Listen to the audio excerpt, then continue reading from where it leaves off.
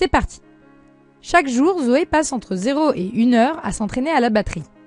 Le temps t qu'elle passe à s'entraîner suit une loi de probabilité de densité f de x égale 5x à la puissance 4 sur l'intervalle 0,1.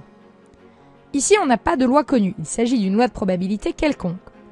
Du coup, on doit la définir par sa densité, f de x égale 5x4, et son intervalle 0,1. Avant de se jeter dans les calculs, on va d'abord traduire les 3 questions de l'énoncé en termes de probabilité. Ensuite, on n'aura plus qu'à calculer ces probabilités à l'aide du cours. C'est parti pour la première question. On nous demande de calculer la probabilité qu'elle s'entraîne moins de 10 minutes.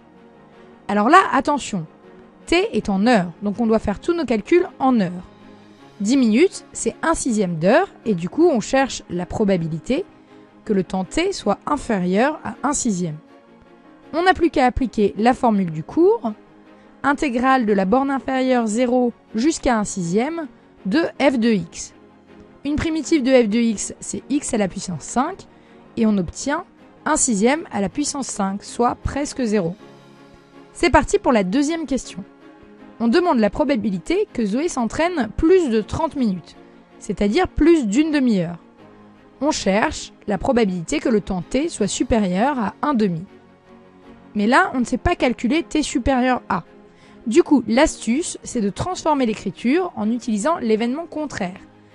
La probabilité que t soit supérieur à 1/2, c'est 1 moins la probabilité que t soit inférieur à 1/2. On applique la même formule qu'avant, et on obtient 1 moins 1/2 à la puissance 5, soit 0,97. C'est parti pour la dernière question. En moyenne, combien de temps Zoé passe-t-elle à s'entraîner par jour ? En moyenne, ça doit faire tilt. On me demande l'espérance du temps t.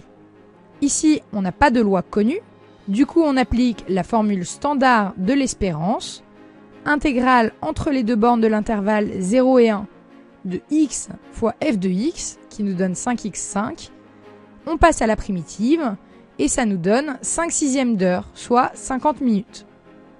Quand on calcule des probabilités continues, le plus important, c'est d'identifier la loi et ce qui la définit, sa densité, son intervalle, son paramètre. Ensuite, on exprime les probabilités qu'on cherche, et finalement, on applique les règles de calcul basiques.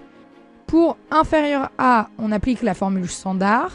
Pour supérieur à, on transforme en 1 moins inférieur à, et on calcule l'espérance grâce à la formule du cours.